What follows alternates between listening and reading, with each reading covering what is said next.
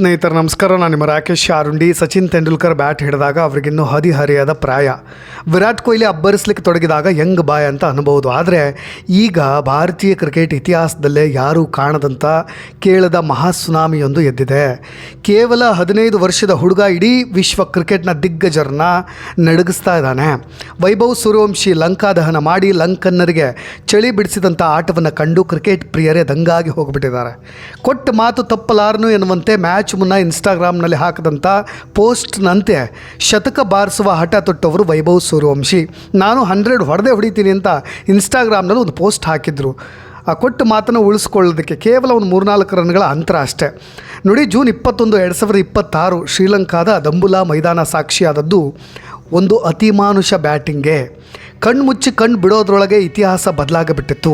ಕೇವಲ 11 ಎಸೆತಗಳು, ಹೌದು ಕೇವಲ 11 ಎಸೆತಗಳಲ್ಲಿ ಹಾಫ್ ಸೆಂಚುರಿ ಚಚ್ಚಿ ವಿಶ್ವ ದಾಖಲೆ ಬರೆದಂಥ ವೈಭವ್ 29 ಎಸೆತಗಳಲ್ಲಿ 94 ರನ್ ಬಾರಿಸಿ ಲಂಕಾ ಬೌಲರ್ಗಳ ನೆಮ್ಮದಿಯನ್ನು ಕೆಡಿಸಿಬಿಟ್ರು.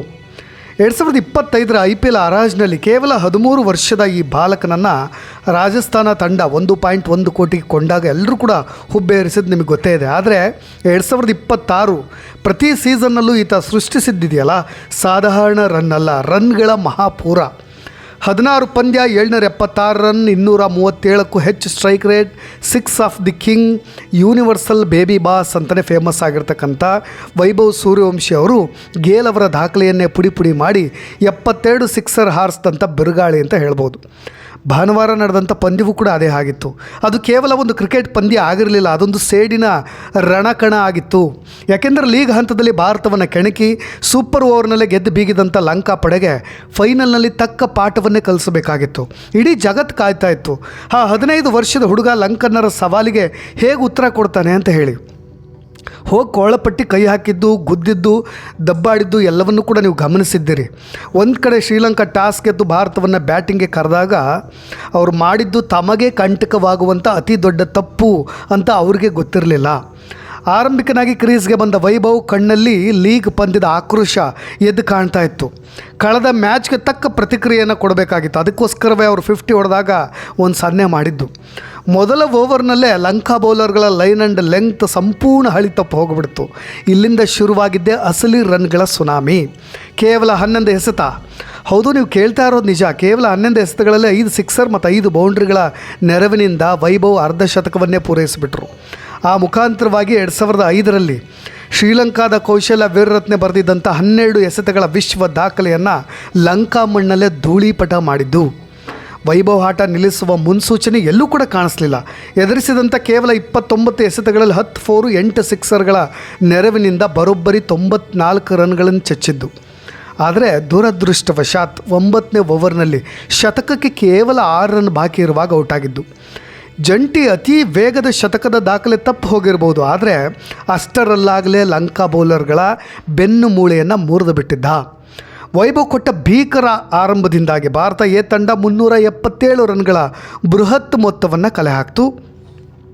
ಲಂಕಾ ಪಡೆ 311 ರನ್ಗಳಿಗೆ ಆಲ್ಔಟ್ ಆಗುವ ಮುಖಾಂತರವಾಗಿ ಭಾರತ 66 ರನ್ಗಳ ಭರ್ಜರಿ ಜಯದೊಂದಿಗೆ ತ್ರಿಕೋನ ಸರಣಿಯ ಚಾಂಪಿಯನ್ ಪಟ್ಟವನ್ನು ಮುಡಿಗೇರಿಸಿಕೊಂಡಿತು.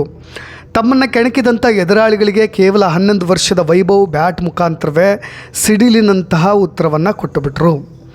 ಜೂನ್ 21ರ ಒಂದು ಇನ್ನಿಂಗ್ಸ್ ಕೇವಲ ಭಾರತಕ್ಕಷ್ಟೇ ಅಲ್ಲ, ಇಡೀ ವಿಶ್ವ ಕ್ರಿಕೆಟ್ಗೆ ಒಂದು ಸ್ಪಷ್ಟ ಸಂದೇಶ ಅಂತೂ ರವಾನೆಯಾಯಿತು.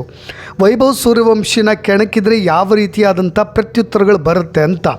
ಇದು ಜಸ್ಟ್ ಇಮ್ಯಾಜಿನ್ ಅಲ್ಲ. ಇದಕ್ಕಿಂತ ಕಳೆದ ಬಾರಿ ನಾನು ಇಂದೋರ್ನ IIM ಒಂದು ಇನ್ಸ್ಟಿಟ್ಯೂಟೇ ಈಗ ಕೇಸ್ ಸ್ಟಡಿಯನ್ನು ನಡೆಸ್ತಾ ಇದೆ. ಒಂದು PhD ಲೆವೆಲ್ಗೆ ಆತನ ವೈಯಕ್ತಿಕವಾದಂಥ ಅವನು ಮೆಂಟಲ್ ಎಬಿಲಿಟಿ ಇರ್ಬೋದು, ಸ್ಟ್ರೆಂತ್ ಇರ್ಬೋದು, ಬ್ಯಾಟಿಂಗ್ ಸ್ಟೈಲ್ ಇರ್ಬೋದು, ಪ್ರತಿಯೊಂದನ್ನು ಕೂಡ ಈಗ ಕೇಸ್ ಸ್ಟಡಿ ಮಾಡಲಾಗ್ತಾ ಇದೆ ಅಂತ ಹೇಳಿದ್ದೆ ನಾನು. ಅದರಂತೆಯೇ ಆತ ತನ್ನ ಆಟದ ಮುಖಾಂತರವಾಗಿಯೇ ಉತ್ತರವನ್ನು ಕೊಡ್ತಾ ಇರೋದು, ಎಲ್ರಿಗೂ ಕೂಡ ಮಾದರಿ ಆಗ್ತಾ ಇರೋದು.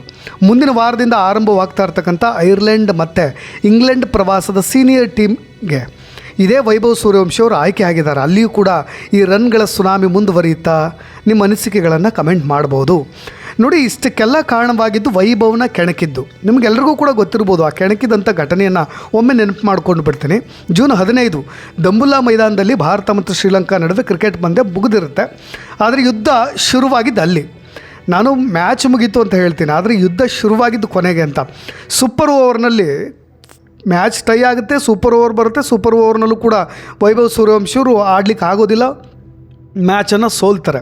ಬೇಸರದಲ್ಲಿ 15 ವರ್ಷದ ಬಾಲಕ, ತುಂಬ ಎಮೋಷ್ನಲ್ ಪ್ಲೇಯರ್ ಇವರು. ಹೊರಗೆ ಬರ್ತಾ ಇರ್ತಾರೆ ಪೆವಿಲಿಯನ್ ಕಡೆ, ಲಂಕಾ ಆಟಗಾರರು ಕೆಣಕ್ತಾರೆ. ಮೈದಾನದಲ್ಲೇ ಕೈ ಮಿಲಾಯಿಸುವ ಹಂತಕ್ಕೆ ಜಗಳ ಹೋಗಿಬಿಡುತ್ತೆ. ಇಡೀ ಕ್ರಿಕೆಟ್ ಜಗತ್ತು ವೈಭವ್ನ ರೌದ್ರಾವತ ಅವ್ರನ್ನ ಕಂಡು ಕಂಗೆಟ್ಬಿಟ್ಟಿರುತ್ತೆ.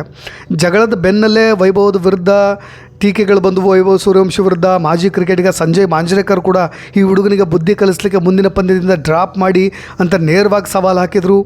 ಶ್ರೀಲಂಕಾ ನಾಯಕ ಸಹನ್ ಅರಾಚಿಗೆ ಕೂಡ ನಾವು ಫೈನಲ್ನಲ್ಲಿ ವೈಭವ್ನ ಟಾರ್ಗೆಟ್ ಮಾಡಲ್ಲ ಎನ್ನುತ್ತಲೇ ಪರೋಕ್ಷವಾಗಿ ಮೈಂಡ್ ಗೇಮ್ ಆಟವನ್ನು ಆಡಿದರು. ಇಷ್ಟೆಲ್ಲ ಮಾನಸಿಕ ಪ್ರೆಸರ್ಗಳ ನಡುವೆ ಆ 15 ವರ್ಷದ ಹುಡುಗ ಹೇಗೆ ಆಡ್ತಾನೆ ಅನ್ನೋದೇ $1 ಮಿಲಿಯನ್ ಪ್ರಶ್ನೆ ಆಗಿತ್ತು.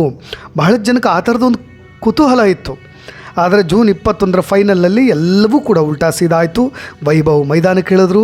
ಅವರ ಕೈಯಲ್ಲಿದ್ದಿದ್ದು ಕೇವಲ ಬ್ಯಾಟ್ ಅಲ್ಲ, ಅದೊಂದು ಸೇಡಿನ ಆಯುಧ, ಅಸ್ತ್ರ, ಪರಮಾಸ್ತ್ರ, ಆ ಬ್ರಹ್ಮಾಸ್ತ್ರವನ್ನು ಯೂಸ್ ಮಾಡಿ ತಮಗೆ ಜಗಳ ಆಡಲಿಕ್ಕೆ ಬ್ಯಾಗೇಜ್ ಬೇಡ, ಬ್ಯಾಟ್ ಸಾಕು ಅಂತ ನಿರ್ಧಾರ ಮಾಡಿದಂಥ ವೈಭವ್ ಲಂಕಾ ಬೌಲರ್ಗಳ ಅಹಂಕಾರವನ್ನು ಧೂಳೀಪಟ ಮಾಡಿದ್ರು. ನಾನು ಆರಂಭದಲ್ಲಿ ಹೇಳಿದಾಗೆ ಕೇವಲ 11 ಎಸೆತ ತಮಗೆ ಸ್ಲೆಡ್ಜಿಂಗ್ ಮಾಡಿದ ಬೌಲರ್ಗಳ ತಲೆ ಮೇಲೆಯೇ 5 ಸಿಕ್ಸರ್ನ ಎತ್ತಿ ವಿಶ್ವ ದಾಖಲೆಯೊಂದಿಗೆ ಲಂಕಾ ದಹನವನ್ನು ಮಾಡಿದ್ರು. ಅದಕ್ಕೆ ಹೇಳೋದು ನಾನು ಪದೇ ಇದು ಕ್ರಿಕೆಟ್ನ ಪವರ್ ಅಂತ. ನೀವು ಮಾತಿನ ಮುಖಾಂತರವಾಗಿ ಉತ್ತರ ಕೊಡಬೇಕಾಗಿಲ್ಲ, ಸ್ಲೆಡ್ಜಿಂಗ್ ಮಾಡಬೇಕಾಗಿಲ್ಲ, ಕೋಳಪಟ್ಟಿಯನ್ನು ಹಿಡಿದು ಉತ್ತರ ಕೊಡಬೇಕಾಗಿಲ್ಲ, ಆತನನ್ನು ನೆಲಕ್ಕೆ ಅಪ್ಪಳಿಸಿ ಕುಸ್ತಿ ಮಾಡಬೇಕಾಗಿಲ್ಲ. ಯಾವ ರೀತಿಯಾಗಿ ಉರಿಸಬಹುದು ಆ ರೀತಿಯಾಗಿ ಇದೇ ವೈಭವ್ ಸೂರ್ಯವಂಶಿ ಉರಿಸಿದ್ದು. ಕೇವಲ 6 ದಿನಗಳ ಹಿಂದೆ ಯಾವ ಲಂಕನ್ನರು ವೈಭವನನ್ನು ಕೆಣಕಿ ಸಂಭ್ರಮ ಪಟ್ಟಿದ್ರೋ ಅದೇ ಲಂಕನ್ನರು ಇವತ್ತು 29 ಎಸೆತಗಳಲ್ಲಿ 94 ರನ್ ಚಚ್ಚಿದ ಈ ಕಲ್ಕಿ ಅವತಾರಕ್ಕೆ ತಲೆಬಾಗಿಬಿಟ್ರು. ವೈಭವ್ ಕ್ರೀಸ್ ಬಿಟ್ಟು ಹೋಗಬೇಕಾದ್ರೆ ಲಂಕಾ ಫೀಲ್ಡರ್ಗಳೇ ಬಂದು ಅಪ್ಕೊಂಡು ಬೆಂತಟ್ಬಿಟ್ರು. ಕೆಣಕಿದವರಿಗೆ ಮೈದಾನದಲ್ಲೇ ರನ್ ಸುನಾಮಿ ಮುಖಾಂತರ ವೈಭವ್ ಗರ್ವಭಂಗ ಮಾಡಿದ್ರು. ವೈಭವ್ ತೋರಿದಂಥ ಈ ಅದ್ಭುತ ಸಂಯಮಕ್ಕೆ ದೇಶವೇ ಫಿದಾ ಆಗಿದೆ.